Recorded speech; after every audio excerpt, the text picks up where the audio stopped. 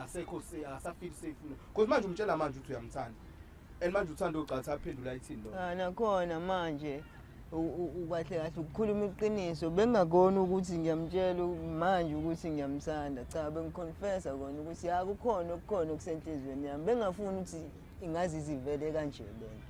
so bengifuna nje isikhathi noma ngingazi noma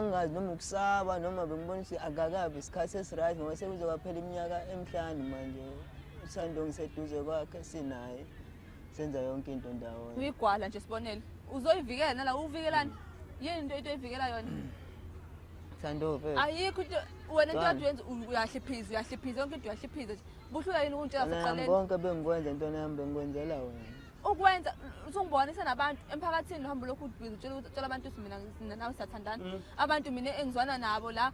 uyangihlukanisa nabo bazongibuka kanjani mangihlangana nabo labantu lapho uyabathuka behind my back uyabatshela ukuthi mina nawe siyajola yini le nto lesibonela wena angifuni bonke labo zavolo athi ungibuza ungcono ngani ke wena manje yini engcono ngayo into engcono ngayo uyangazi Thando njengoba nami ngikwazi awangangaza ngithi nalomuntu lo nabanga ababengangazi yini into ehlukile wena usuqhaska ingane yabantu ozotshela abantu lokushini ukuthi wena nengane niyajola kanti wena nowingenzeki ukuthi lonto ayenzeki wena ubuqala why uthe unajola nothando nibe ngajola hayi labo zavula ngifuni kube khona umuntu ozodlalela eduze kwakhe so wena ubatshelela lento ukuze basuke eduze kwakhe yeah bazi ukuthi uyanajola yeah nothing much nje bengifuna nje ukubatshela ukuthi mina ngiyajola nothando because angifuni kube khona umuntu ozosondela eduze kwakhe because uthando ohleze engimina ukaphume ngisho lapha endlini nango 10 nango 11 even ngisho umakhelwane nje bese beyitshela ukuthi vele nje sayithandanela so nakubo nje bese beyitshela ukuthi ngisoka lakhe kuphela ukuthi uma wakhe ungakuvuma lokho nto uma wakhe nakubo nakini besokazi ukuthi angikwazi lokho ukuthi into ayifika isho ekhaya nama ngekho lena wayibonke abami lento lidilapha because lento isuke nje ekuthenini inkabi negwababa ngizoyibeka nje lento inkabi yamona igwababa lakho likulidele ekuthenini ulahlele umngane wakho obumthembile because ekugcineni uthando kubona ngomhlawumbe wasisha story from the beginning ukuthi lalela Thando mina mfethu ngiyavuma yes sabangani what not but khona lento le ehlala ivele khona lento ehlala mfethu isho ukuthi normal lo muntu wesifazane ngimkhonzile ngiyamthanda because mhlawumbe ngaba sifika ngakuyo yonke lento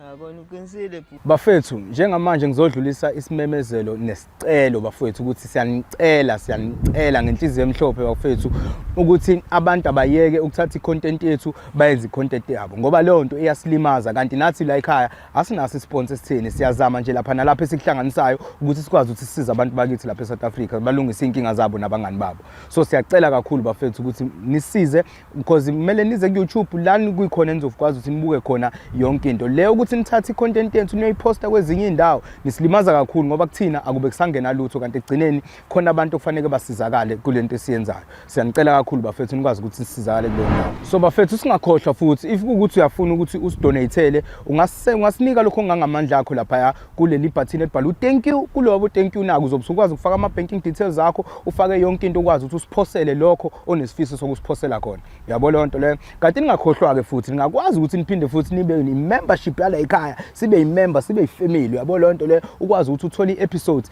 before idlale ngoba njalo ngolesibili la ekhaya sina uploada ukuthi kahle ngolesithathu mase si-upload full episode kuzobe kuyini just ama highlights ukuthi nibone ukuthi kahle sinikhanyisele ukuthi yini esobe sidila nawo ngawo lo wesithathu kanti ngolesithathu njalo ekseni ngo9 suke si-uploada ke full episode lapho kusubona yonke into esuke sidila ngawo ngalolo suku so bafethu sinicela kakhulu ukuthi niqhubeni isitshengisa uthando lwenu sithanda kakhulu into esiyenzayo so that's why sicela futhi okugcina nci ukuthi bafethu umsebenzi wethu ngicela nihloniphe kubo umsebenzi wethu ukuze sikwazi phela bafethu siqhubeke size South Africa yonkana kodwa kwamanje mina ngithini ngiyanincanywa nginithanda ibhadi so bafethu siyabonga